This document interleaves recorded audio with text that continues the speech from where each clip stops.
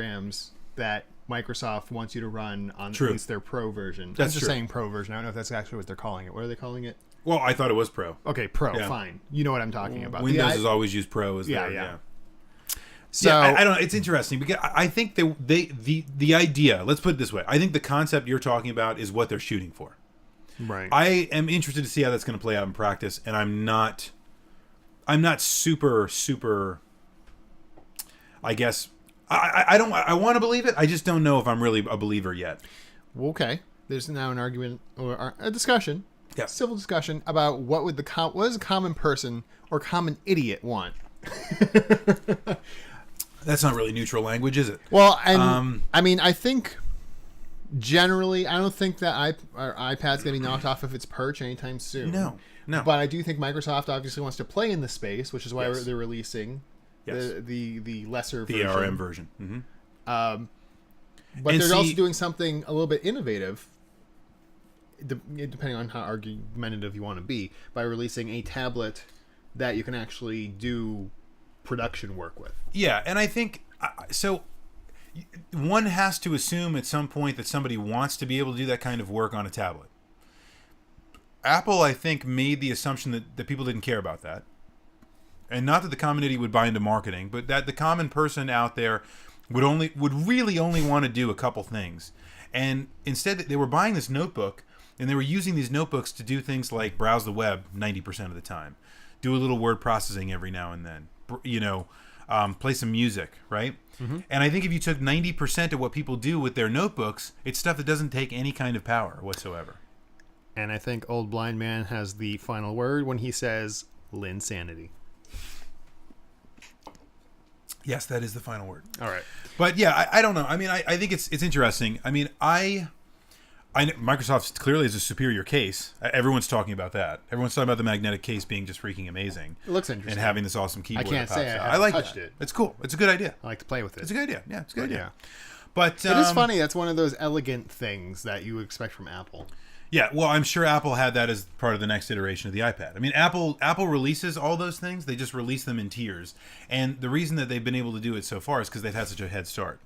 So they can go something like, oh, here's an iPad, and it's got 3Gs. And the next one, it still has 3Gs, but it also has the retinal display. And oh, it's got the retina display, now it has retina display, and 4Gs. So they're just kind of building along, and they've got a roadmap for 6 years, which is why they are dominant.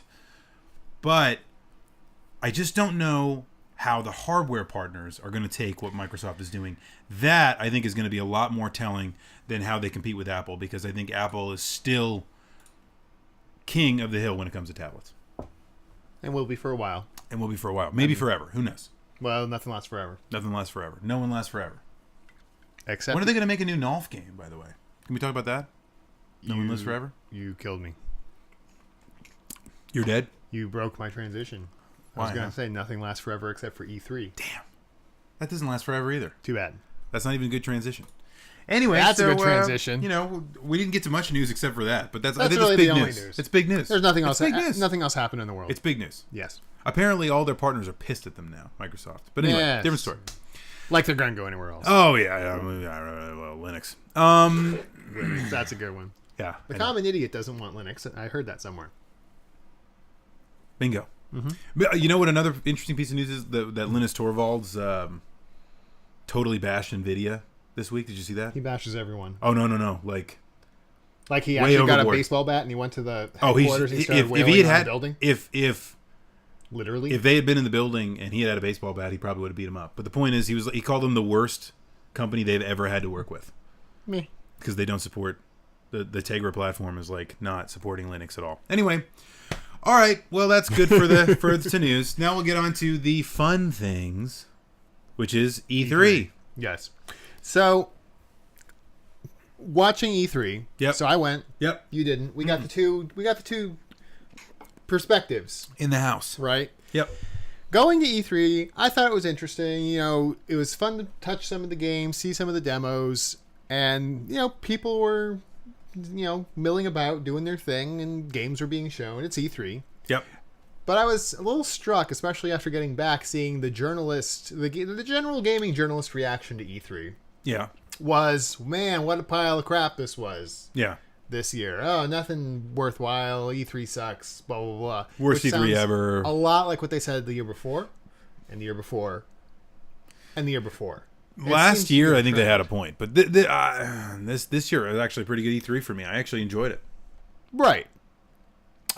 Calling it the worst E3 ever, I think is a little bit flawed. So, well, this kind of brings me to, made me think about this question, and obviously you too. But No. Yes. Does E3 matter? Does E3 Anymore? matter? Because in the modern world where Nintendo had like 3 press conferences, and 2 of them were online. Look, just because Nintendo can't get their act together, they're all online, but like doesn't mean that E3 has 2 of them were is any mostly less online. meaningful. So does E3 matter? That's an easy question. The answer is yes. I mean, E3 matters. The question is, and what I think is interesting, and more of what along the lines I was asking in the Weekly Ringer that you stole Sorry. with this idea. That was last minute when we were just supposed to talk about E3. Is Stole. Like Linsanity. is it less important? Has it diminished in importance from where it used to be? That, I think, is an interesting question.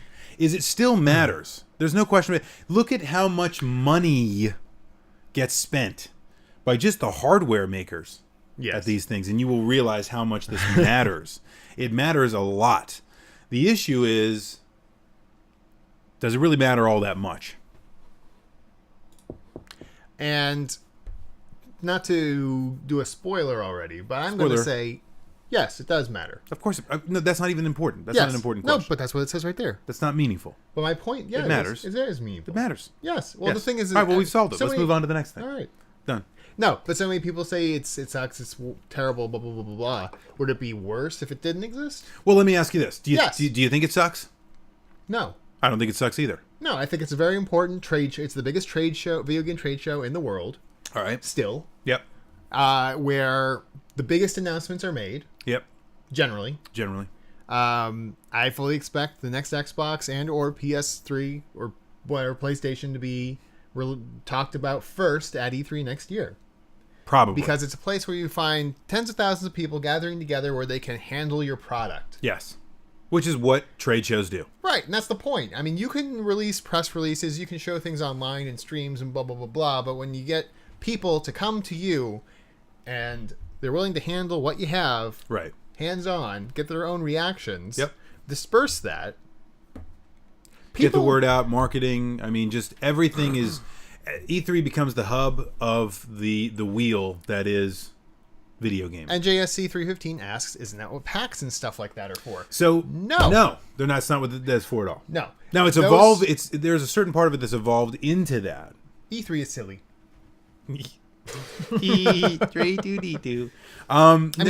No, it's not. It's not.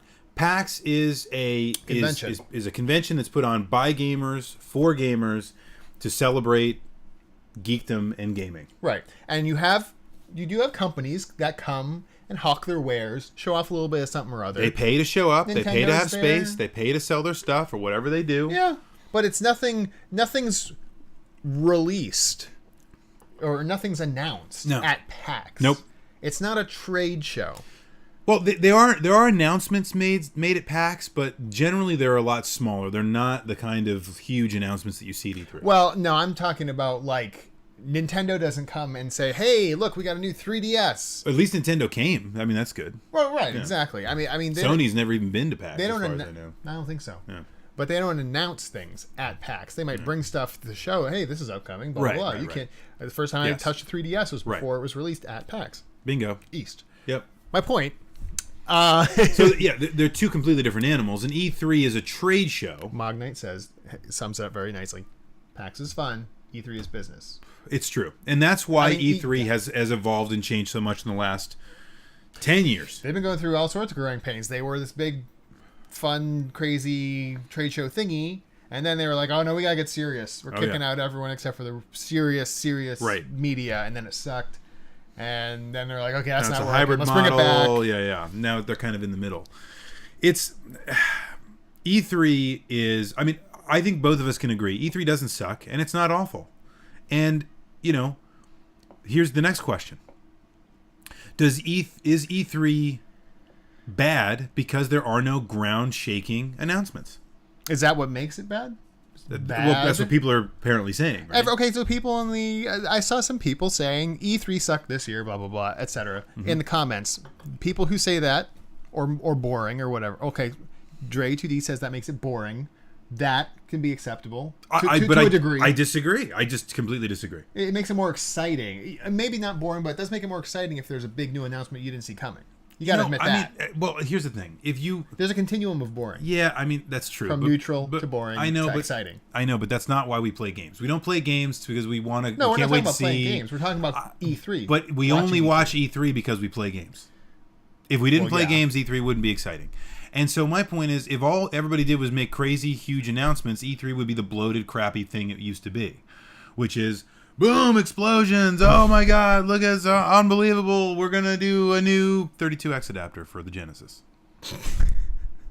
You know what I mean? Like, and you can't. And that to me is not. That's not cool at all. It's not boring. That's still pretty boring. It's just stupid. My point is, you can have an exciting E3. There were a bunch of people this year that talked about the idea of the back to games. There's a great E3 for games, which I also didn't see. It was a good E3 for games. Mm-hmm. But what was interesting about E3 is this year, everybody's always joked about E3. So, Electronic Entertainment Expo. Right? Where is gaming in that? It's not, right? So you have electronic entertainment. This year, it lived up to the second E more than it normally does, in my opinion. It was more about entertainment than it was about gaming in general. And a lot of people look at that and they go, oh my God, I don't believe this. Yeah, where's the new, I don't understand. Where's the new Modern Warfare? And why aren't people getting blown up on stage? And where the hell is Fart Man? And, I mean, like, all this kind of crap, right? That's not what E3 is about. I think E3 is about entertainment, bringing these things together and showing off what they can do for their platforms. And that's what happened. Okay, question. Yeah. Vulcan Assassin has a complaint. One complaint. Only complaint ever about anything. Yeah. I mean E3. Yep. They close it to the public. Yep. They only let G4 broadcast from the floor. Mm-hmm. This alienates and ties the hands of every journalist there. I disagree with that somewhat. All right. How many consumers watch G4 compared to how many people care about E3? G4. So can we let's talk about G4 for a second. I think first off, I think way more people care about E3 than watch G4. Of course, because G4 sucks. Can we just say that? No, we can't say that. I'm saying it. G4 sucks, right? Yeah, but actually, before you go on, there's more than just G4 is the only television station channel allowed to broadcast from the floor. Right. You had Twitch TV, you had Machinima, you had others. I can't really IGN. I mean, that's not really a streaming outlet, but you know what I mean. Yeah. Different media outlets, new media outlets that were broadcasting from the floor. Yeah, go ahead with your point. And I think that's very important, right? I mean, if they don't have that, then we're definitely next year we're gonna have the COTGW channel. And wow, okay, that's looking at the future. The point is though that I think regardless of the media coverage, here's something that's cool. This is the first. And this GameSpot. Is the first year. I'm sorry, GameSpot was very big this year. This is the first year that you could watch every single briefing without even owning a TV. Right. So.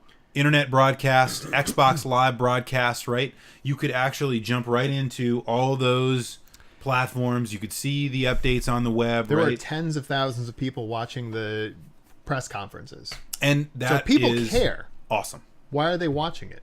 Are they waiting just for a big surprise announcement? Yeah, I mean, so I remember turning it on, and being like, okay, what, I can't wait to see what the next big thing is. I mean, I got that. Or more information on things already announced. Or either more information on things already announced. In the case of something like Assassin's Creed 3, things like that, we already knew about. We like to see some playable trailer or maybe some gameplay. That's cool. But really, I think it's about something like we have something like Microsoft Smart Glass, which was not a shocker for the show, but I thought did some amazing things and opened up some awesome possibilities for gaming consoles. Also, I think Carrara 2 put it right on the nose why people watch these things. Why? To complain. Bingo.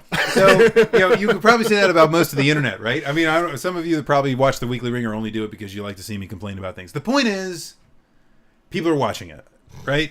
And it is important because they make announcements